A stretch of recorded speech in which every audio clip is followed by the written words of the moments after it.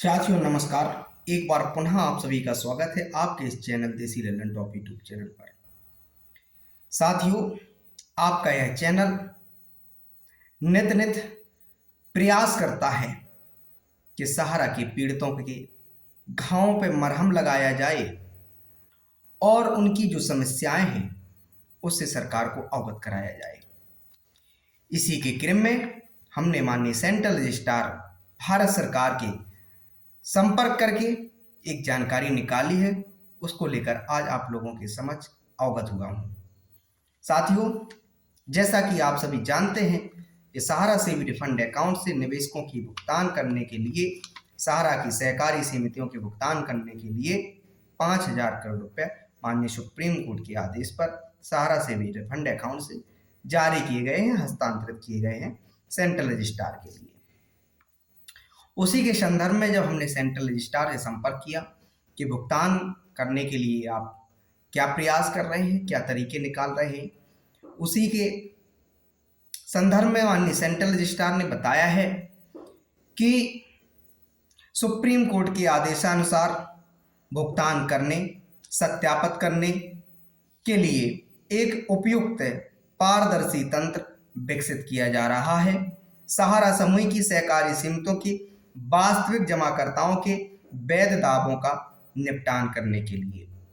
साथियों, ये जो 4 लाइनें सेंट्रल रजिस्ट्रार की तरफ से रखी गई हैं बहुत इंपॉर्टेंट होने जा रही हैं। आप समझ सकते हैं क्या प्रयास किया जा रहा है सेंट्रल रजिस्ट्रार से। इतने साधारण और आसान तरीके से आपका भुगतान सेंट्रल रजिस्ट्रार के माध्यम से नहीं होने वाला है। एक प्रक्रिया से आपको गुजरना पड़ेगा और वो प्रक्रिया शीघ्र ही सामने आ जाएगी। सेंट्रल रजिस्ट्रार ने कहा है कि जो जस्टिस आर सुभाष रेड्डी हैं और न्यायमित्र जो गौरव अग्रवाल जी हैं, उनसे परामर्श किया जाएगा, उनसे सहयोग लिया जाएगा और इसके बाद निवेशकों के भुगतान की प्रक्रिया प्रारंभ कर दी जाएगी। साथियों, जो जो बातें सेंट्रल रजिस्ट्रार के माध्यम से हमें प्राप्त हुई हैं वो हम आप लोगों के समक्ष बारी बारी से रख देते हैं। प्रथम बात तो यह है कि सेंट्रल रजिस्ट्रार ने बताया है, जब हमने उनसे संपर्क किया, आपको यह सूचित किया जाता है कि सहारा क्रेडिट कोऑपरेटिव सोसाइटी लिमिटेड तथा सहारा की 3 अन्य सोसाइटियां हमारा India credit cooperative society, star multipurpose और सहारा एंड यूनिवर्सल मल्टीपर्पज के जमाकर्ताओं का जमा राशि का भुगतान न करने के संदर्भ में बड़ी संख्या में शिकायतें सेंट्रल रजिस्ट्रार को प्राप्त हुई हैं। शिकायतों को संज्ञान लेते हुए सोसाइटियों को नोटिस जारी किए गए और CRCS के समक्ष प्रत्येक सोसाइटी की 6 व्यक्तिगत सुनवाई की गई। सुनवाई के दौरान सोसाइटियों को निम्नलिखित निर्देश दिए गए: जमाकर्ताओं को देय राशि का भुगतान करें, जमाकर्ताओं को सूचित करने का तंत्र बनाएं, जिनकी जमा राशि देय हो गई है 30 दिनों में वो व्यक्ति भुगतान ले सके, संपत्ति और देनदारी का विवरण प्रस्तुत करें ताकि जमाकर्ताओं को देय राशि का भुगतान समय पर किया जा सके, संपूर्ण वित्तीय आधार पर समितियों के लिए एक विश्वसनीय कार्य योजना तैयार किया जाए। यदि सोसाइटी निर्देशों का पालन करने में विफल रहती हैं तो समापन की कार्रवाई की जाएगी। इसके अलावा साथियों, चूंकि सोसाइटियों के माध्यम से कोई ठोस जवाब सेंट्रल रजिस्ट्रार को नहीं मिला तो CRCS ने अपने आदेश जारी करके सहारा की 4 सोसाइटियों को भुगतान, जो सहारा की सोसाइटियां जो निवेशकों से पैसे जमा करा रही नहीं थी उस पर रोक लगा दिया। इसके CRCS के उक्त आदेशों को सहारा की सोसाइटियां हाईकोर्ट में चुनौती दी और न्यायालयों ने इस पर अंतरिम रोक लगा दी। इस मामले को बढ़ाते हुए दिल्ली हाईकोर्ट ने 22 मार्च 2022 को आंशिक रूप से CRCS के आदेश को बहाल करने के आदेश जारी किए गए। सोसाइटियां राशि नहीं वसूलेंगी और निर्देशित किया गया कि CRCS कार्यालय के साथ संवाद करने के लिए नोडल अधिकारियों को नियुक्त करें। CRCS दावे देखें और सोसाइटियों को राशि भुगतान करने को निर्देश आदेश पारित करें। इसके अलावा साथियों, जिन निवेशकों की राशि देय हो गई है, सोसाइटियां 2 सप्ताह के भीतर भुगतान करें। इसके अलावा CRCS की एक याचिका 56/308/2023 सहकारिता मंत्रालय के आवेदन पर माननीय सुप्रीम कोर्ट ने अपने आदेश दिनांक 29 मार्च 2023 में निम्नलिखित निर्देश दिए हैं कि 24,979.67 करोड़ रुपया सारा से भी रिफंड अकाउंट में पड़े हैं। 5,000 करोड़ रुपया CRCS को हस्तांतरित किए जाएं। सहारा समूह के जमाकर्ताओं को पारदर्शी तरीके से सीधे उनके बैंक खातों में उनके मूल दस्तावेज प्रमाणित दस्तावेज प्रस्तुत करने पर ट्रांसफर किए जाएं। सम वितरण की निगरानी न्यायाधीश सुभाष रेड्डी, न्यायमित्र गौरव अग्रवाल जो नियुक्त किए गए हैं।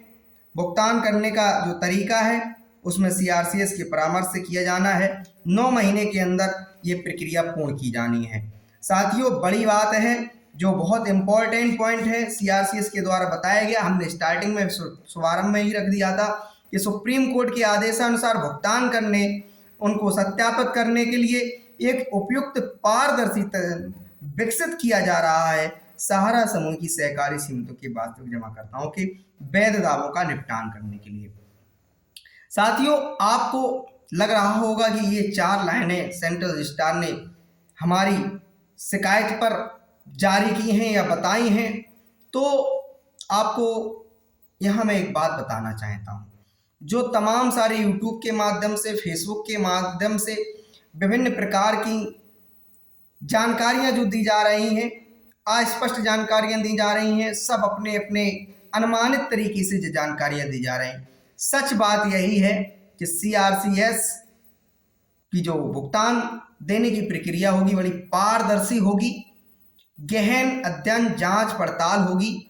सारे निवेशकों के जितने भी सर्टिफिकेट हैं उनको मैच किया जाएगा डाटा के साथ, ओरिजिनल सर्टिफिकेट हैं कि नहीं इस बात का तस्दीक किया जाएगा। इसके बाद आपको मूल दस्तावेज वहां प्रस्तुत करने होंगे। इसी के संदर्भ में एक तंत्र विकसित किया जा रहा है CRCS के द्वारा। यही पूर्ण सच्चाई है, यही 100% सच्चाई है कि बहुत सारे लोग कह रहे हैं कि CRCS को रजिस्ट्री कर दीजिए। रजिस्ट्री करना एक अलग विषय है, भुगतान का आवेदन एक तरीके से पहुंच गया, लेकिन ये मान लीजिए कि उससे भुगतान की वेटिंग लिस्ट में तो आप जा सकते हैं, लेकिन आप जो सोचें कि आपको बिना दस्तावेज प्रस्तुत किए और आपका भुगतान मिल जाए, ये संभव नहीं है। जहां तक जिस प्रकार से वो अन्य तमाम लोगों ने अनुमान लगाया है, मेरा अपना अनुमान है जिस प्रकार से CRCS ने हमें जवाब दिया है उससे मैं ये इस बात नतीजे पर पहुंचा हूं कि कोई एक ऑनलाइन साइट जारी की जाएगी। उस ऑनलाइन साइट पर आप अपने समस्त सर्टिफिकेट की PDF को अपलोड करेंगे, बैंक खाता नंबर डालेंगे, पैन कार्ड नंबर डालेंगे, अपना बैंक अकाउंट नंबर डालेंगे, अपनी सारी डिटेल उसमें फिल करेंगे, कितना पैसा जमा है, कितना रिफंड आना है। जब उसको फिल कर देंगे, फिर यहाँ से CRCS वहाँ से हो सकता है आपको मैसेज द्वारा जानकारी दे कि आपका भुगतान की लिस्ट में नंबर आ गया है, आपके कागजों का, आपके नंबरों का सत्यापन कर लिया गया है। अब आप हमें इस पते पे अपनी मूल सर्टिफिकेट को सेंड कर दीजिए बाई रजिस्ट्री या वहीं CRCS कार्यालय स्वयं निवेशक को बुलाकर। तो साथियों, अगर आपको लगता है कि CRCS को जो रजिस्ट्री कर रहे हैं या जो लोग करवा रहे हैं, मेरा यही मानना है CRCS को रजिस्ट्री करने से एक सेंट्रल रजिस्ट्रार सहकारिता मंत्रालय को उससे दबाव बनेगा और उनको लगेगा कि सहारा के लोग कितने परेशान हैं, कितने दुखी हैं और इतनी बड़ी संख्या में शिकायतें आ रही हैं, तो इस पर सरकार शीघ्र निर्णय कोई लेने का प्रयास करिएगा। बाकी हमने जो अमित शाह जी के द्वारा जो भाषण दिया गया, सहकारिता मंत्रालय के द्वारा जिस प्रकार से पोस्टर जारी किया गया कि 10 करोड़ निवेशकों के भुगतान 5,000 करोड़ रुपए से होने वाले हैं, ये सिर्फ हास्यास्पद बात इसलिए है क्योंकि अगर 10 करोड़ निवेशकों के 5,000 करोड़ रुपए से भुगतान किए गए तो प्रत्येक सहारा के निवेशक के खाते में मात्र 500 रुपए आने जा रहे हैं। तो अंदाजा लगाइए, जिन निवेशकों ने गाड़ी कमाई, मेहनत की, सहारा के अंदर लगाई, किसी के 50,000, किसी के 1 लाख, किसी के 2 लाख, 20 लाख, इस तरीके से जब लोगों का पैसा वहां जमा है, 500 रुपए आए तो इसे कतई स्वीकार नहीं किया जा सकता है। और किसी कैलकुलेशन को करने में कोई चूक हो गई है तो इस बारे में मैं नहीं कह सकता हूं, लेकिन सच्चाई यही है, यदि 10 करोड़ निवेशकों में इस पैसे को वितरण किया गया तो आपके खाते में मात्र 500 रुपए आने वाले हैं। लेकिन हमें लगता है ये जल्दबाजी में स्टेटमेंट को जारी कर दिया गया, भाषण को जारी कर दिया गया। जो सहारा से भी रिफंड अकाउंट में 24,000 करोड़ रुपए है, उससे भी 10 करोड़ निवेशकों का भुगतान नहीं होने वाला है। सहारा ने अपनी सहकारी समितियों के माध्यम से 86,000 करोड़ रुपए से अधिक जुटाया है, जिसका ब्याज सहित जो भुगतान है, जिस प्रकार से सहारा ने 6%, 7% वार्षिक से लेकर 22 से 20% वार्षिक रिटर्न का भरोसा देकर योजनाएं जारी की थी और लोगों ने उसमें निवेश किया था, उससे 86,000 करोड़ रुपए की जो राशि है तकरीबन 2 लाख करोड़ रुपए होना चाहिए। और साथियों, क्यूसॉप पर तो कोई बात ही नहीं हो रही है। क्यूसॉप पर सरकार क्या कार्रवाई कर रही है आगे वाले दिनों में देखने को मिलेगा। लेकिन सहारा समूह की अगर मैं बात करूंगा तो सहारा समूह के पास इतनी संपत्तियां बहुत सुंदर तरीके से आज भी सुसज्जित हैं। सहारा के पास हॉस्पिटल है, सहारा के पास होटल्स हैं, सहारा के पास मीडिया चैनल्स हैं, तमाम सारे मीडिया नेटवर्क्स हैं और सहारा के पास तमाम लग्जरी जमीनें हैं। विदेशों में भी सहारा का व्यापार पसरा हुआ है। तो इस पर अगर सरकार निगरानी करके इन जो सहारा की संपत्तियों को है किसी थर्ड एजेंसी को सौंप दे या किसी औद्योगिक घराने से संपर्क करके, देश के व्यवसायियों से संपर्क करके इन संपत्तियों की बिक्री कर दे, नीलामी कर दे, कुर्की कर दे, तो बहुत संभव है कि बहुत शीघ्र ही सहारा के सभी निवेशकों का भुगतान मिल सकता है।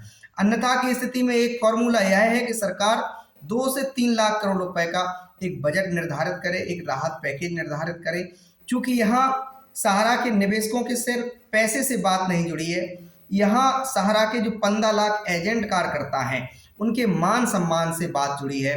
उनका आत्मसम्मान चला गया, मान सम्मान चला गया, उनका जिंदगी एक तरीके से कह सकते हैं तबाह हो गया है। वो बेरोजगार ही सिर्फ नहीं हुए, उनको समाज में एक अपमानजनक जीवन जीना पड़ रहा है। वो अपने यार दोस्त मित्रों के बीच जाते हैं तो वही यार दोस्त मित्र उनको जलील करते हैं, कहते हैं कि आपने भुगतान जमा कराया, आप हमें दीजिए, कहीं से भी दीजिए। तो संभव नहीं है कि सहारा का जो एजेंट है यदि इतना वो सशक्त होता तो क्या से वो सहारा इंडिया में काम करने के लिए गया होता? क्या वो अपना पेट पालने के लिए सहारा जैसी कंपनी में काम किया होता? निश्चित है साथियों, यदि उसके पास जागरूकता होती तो सहारा में काम नहीं किया होता। और अगर वो आपका भुगतान देने में सक्षम होता तो वो आपका दे देता। एक एक एजेंट ऐसे लोगों को मैंने देखा है, एजेंटों ने 50 लाख रुपए, 1 करोड़ रुपए, 2 करोड़ रुपए, 10 करोड़ रुपए, 20 करोड़ रुपए, इतने एजेंट हैं जो सहारा के कार्यकर्ता हैं। उनका 20 साल से 25 साल में सहारा इंडिया के अंदर काम कर रहे थे। इस वजह से उनका बहुत सारे निवेशकों से कांटेक्ट था, उनके यार दोस्त, मिलने जुलने वाले, मोहल्ले शहर गांव के लोग के अलावा रिश्तेदारों तक का पैसा उन्होंने उसमें लगवा दिया था साथियों। तो इसलिए मैं आप लोगों से हर वीडियो में, प्रत्येक वीडियो में इस बात की अपील जरूर करता हूं कि आप प्रधानमंत्री कार्यालय को पत्र लिखना जारी करें। प्रत्येक दिवस में आप एक पत्र लिखने का प्रयास करें। बहुत ज़्यादा खर्चा नहीं होता है, 10, 20, 50 रुपए का खर्चा होता है।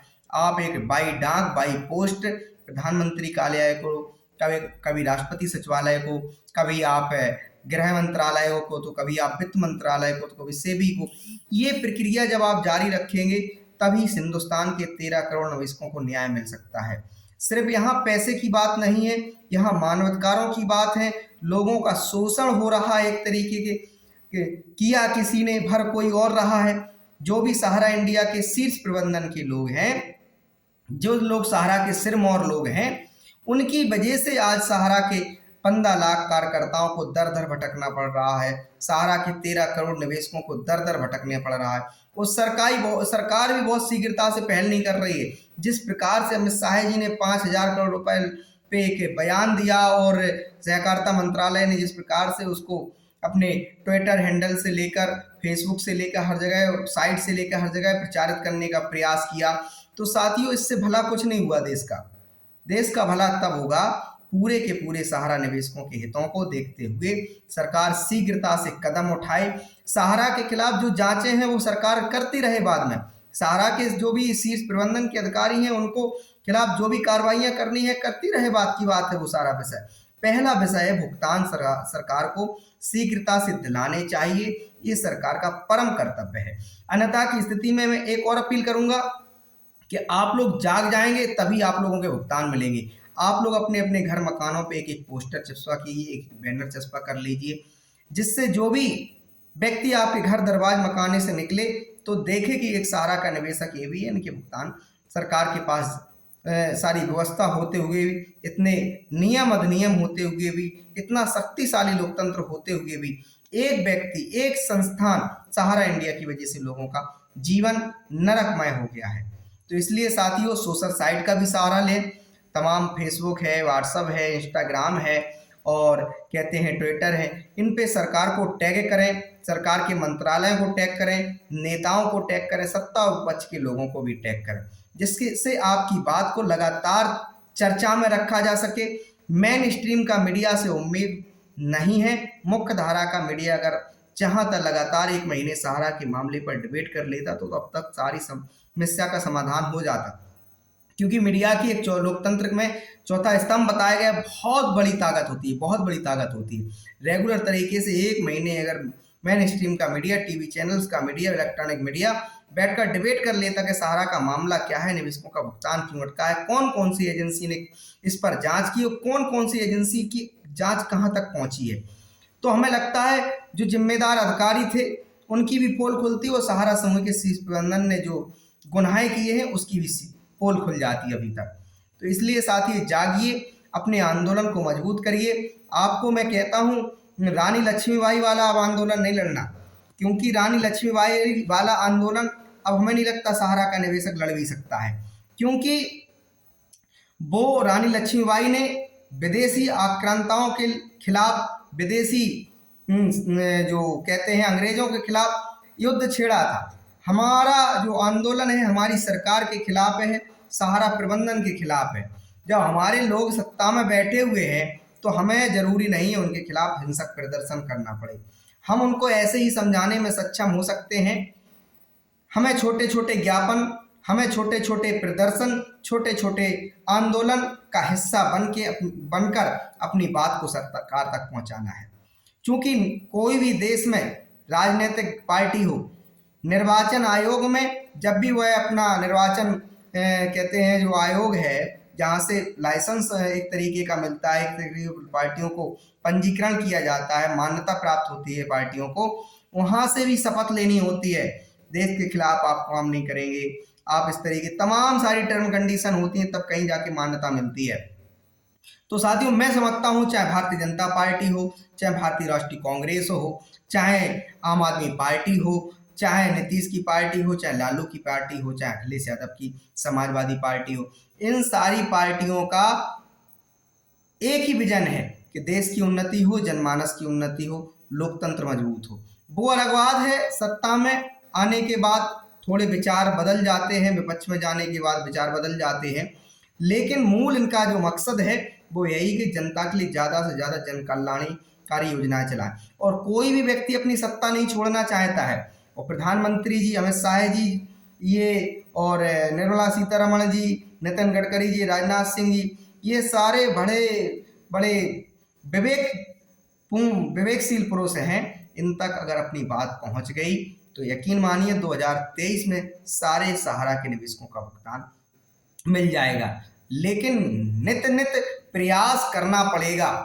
आप ये सोच लें कि नहीं कुछ चंद लोग हैं, अभयदेव शुक्ल जी हैं, हमारा नेतृत्व कर रहे हैं, हमारा आंदोलन लड़ रहे हैं, ज्ञापन दे रहे हैं, सांसदों को मिल रहे हैं, विधायकों को मिल रहे हैं, लोगों को एकत्रित कर रहे हैं, तो हमारा भुगतान मिल जाएगा। ये आप गलत सोच रहे हैं। चाहे अभयदेव शुक्ल जी हों, चाहे मदन लाल आजाद जी हैं, जन समूह की ताकत जब तक सत्ता के खिलाफ हो, एकत्रित नहीं होती, तब तक कुछ नहीं होता। इसके अलावा कोई भी जो आर्थिक षड्यंत्र रचने वाले होते हैं, धन को लूटने वाले लोग, उनके पास पैसों की ताकत होती, पैसे के दम पे वो व्यवस्था बदलने का क्षमता रखते हैं, मादा रखते हैं और प्रयास भी करते हैं उसी के दिशा में। अब जब उसके सामने आम लोग लड़ेंगे तो संभव नहीं है, लेकिन जब जन समुदाय 13 करोड़ सहारा निवेशकों का, 15 लाख एजेंटों का खा हो जाएगा, तो निश्चित ही हमारी सरकार भी सोचेगी कि क्योंकि उनको भी तो वोट चाहिए, उन्हें भी तो सत्ता में रहना है, उन्हें भी सत्ता में रहना है। जब आप माउथ टू माउथ प्रचार करना शुरू कर देंगे कि हमारा भुगतान दिलाने के लिए सरकार जिम्मेदार है, तो जब आपके 13 करोड़ निवेशक मतलब 13 करोड़ लोग, आपके घर में 2-2, 3-3, 4-4 मेंबर हैं, 25 से 50 करोड़ की आबादी तो यही हो गई। इसके अलावा आप सारे रिश्तेदारों को जब भी बात करेंगे तो इस विषय पर चर्चा, मतलब चर्चा में इतनी ताकत है कि सरकार बिल्कुल जी मान लीजिए बिल्कुल कायदे से व्यवस्था कर देगी आपके भुगतान दिलाने की। और प्रधानमंत्री जो नरेंद्र मोदी जी हैं, जिस प्रकार से उन्होंने फैसले किए हैं, तो हमें नहीं लगता है अगर उन्होंने इस मामले को बहुत गहराई से गंभीरतापूर्ण तरीके से ले लिया तो निश्चित मानिए कि उनके लिए 24 से 48 घंटे का है, उनके लिए बहुत बड़ा काम नहीं है ये। क्योंकि किसान सम्मान निधि आप क्या समझते हैं, लाखों करोड़ रुपए इसमें बांटा गया है किसानों को, लाखों करोड़ रुपए। इसमें तो मात्र एक बार 2 से 3 लाख करोड़ रुपए का राहत पैकेज जारी हो जाए या कोई बजट जारी हो जाए तो सारा निवेशकों की और एजेंटों की समस्याएं का हल हो जाएगा, एक झटके में हल हो जाएगा, देश चल पड़ेगा।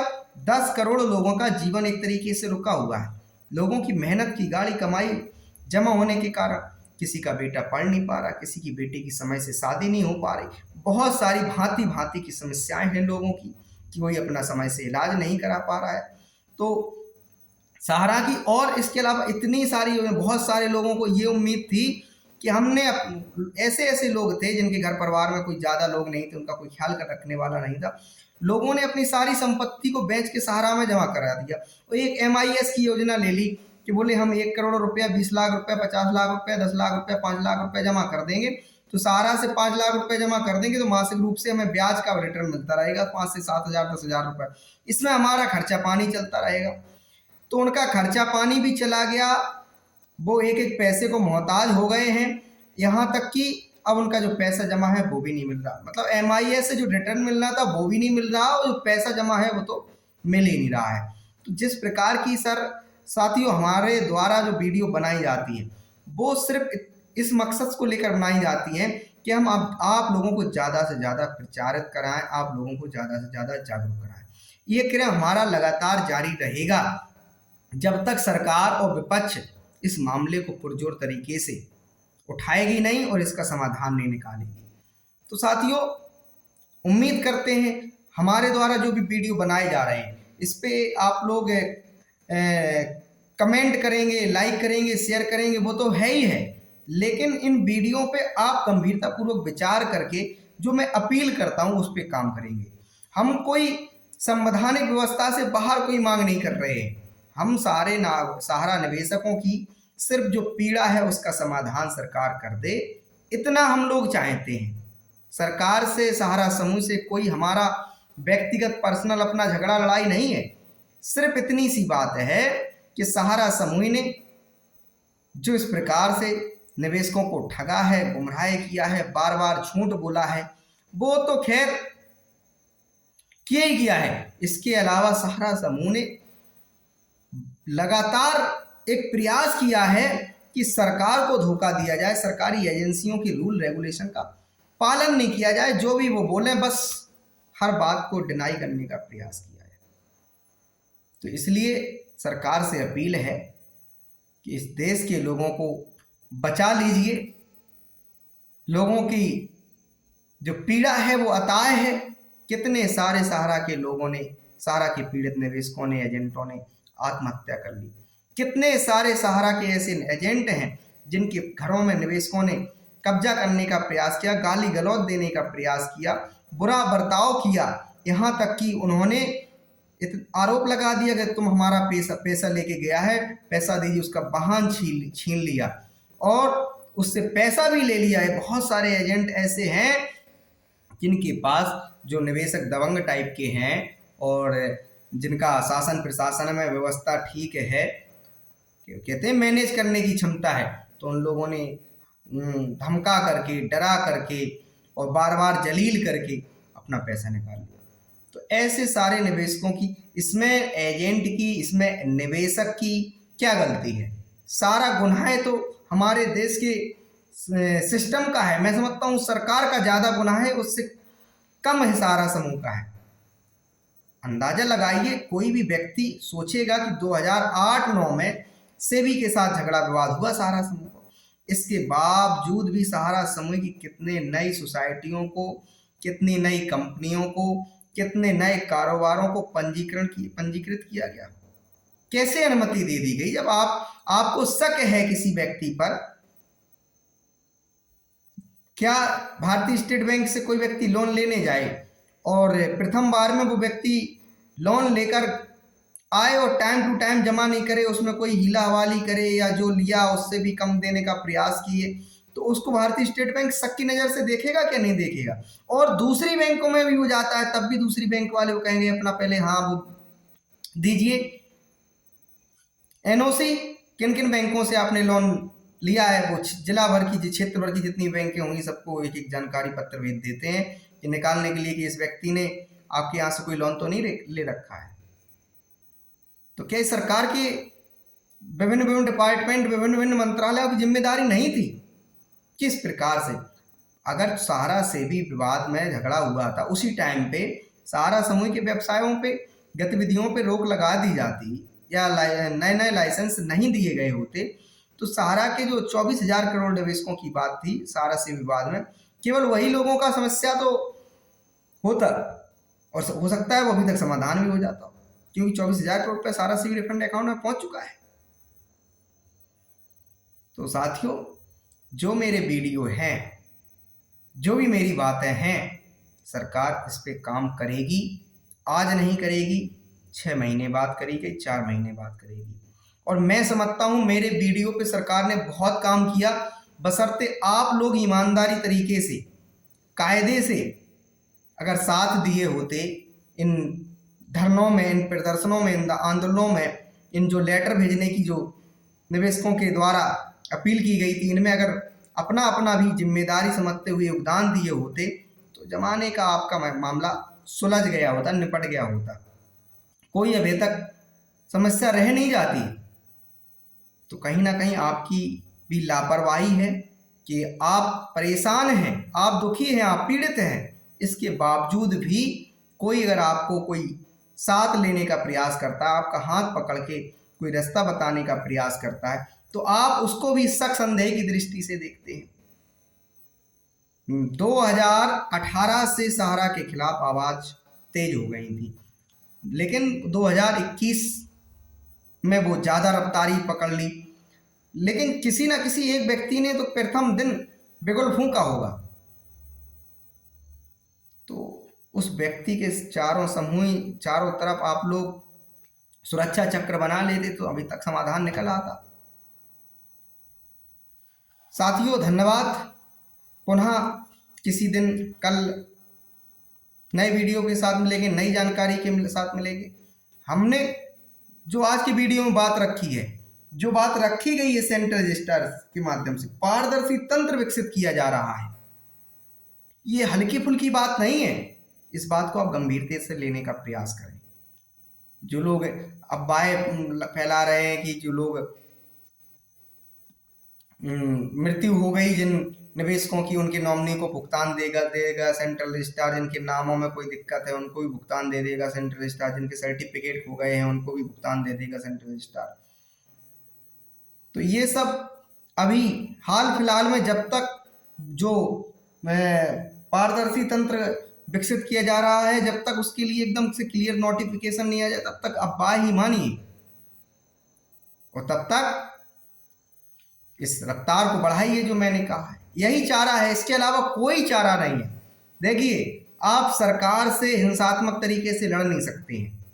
सरकार सरकार होती है, सरकार के ऊपर कोई सरकार नहीं होती, इस बात को समझ में लीजिए।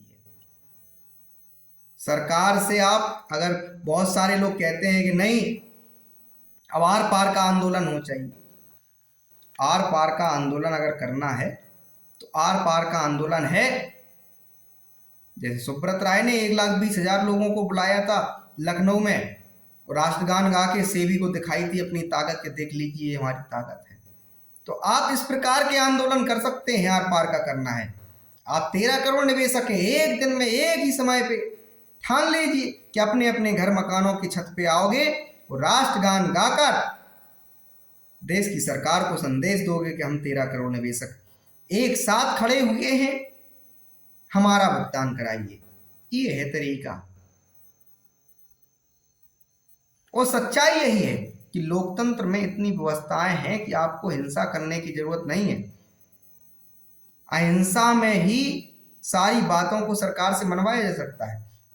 पत्रों की ही ताकत है, जो आपने इतने सैकड़ों पत्र भेजे, लेकिन सभी सहारा के निवेशकों ने नहीं भेजे। जिन लोगों को लगा, जिन लोगों के दिमाग में कि हाँ बात ठीक है, इससे कुछ काम हो सकता है, उन लोगों की वजह से जो 5,000 करोड़ रुपए सारा सेविंग रिफंड अकाउंट से मिला है। ना कि जो निवेशक सोए हैं और घर पे इंतजार कर रहे हैं कि नहीं आज नहीं कल, कल नहीं परसों, वो घर बैठे ही बैठे गालियां देते हैं सरकार को, व्यवस्था को, उनकी वजह से नहीं।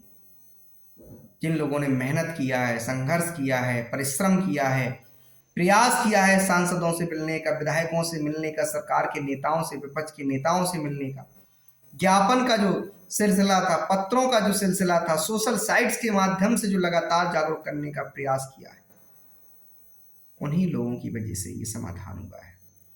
तो आप लोग भी इसी प्रकार से जाग जाइए। बस यही अपील बारंबार करता रहूँगा, जब तक करता रहूँगा जब तक आप लोगों का भुगतान नहीं मिल जाएगा। धन्यवाद, थैंक यू।